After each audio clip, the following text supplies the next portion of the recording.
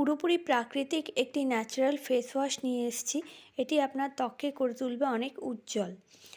এর জন্য লাগবে আমাদের 1 চামচ বেসন, 1 চামচ চালের গুঁড়ো, 1 চামচ মুলতানি মাটির পাউডার, 1 চামচ কফি পাউডার,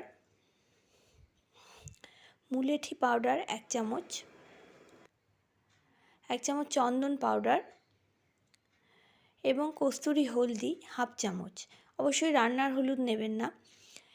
এই পুরো মিশ্রণটিকে একসাথে মিশিয়ে নিয়ে আমরা একটি পরিষ্কার পাত্রের মধ্যে, কাচের হলে ভালো হয়, তার মধ্যে রেখে আমরা বেশ কিছুদিন এই ফেস ওয়াশটি ব্যবহার করতে পারবো।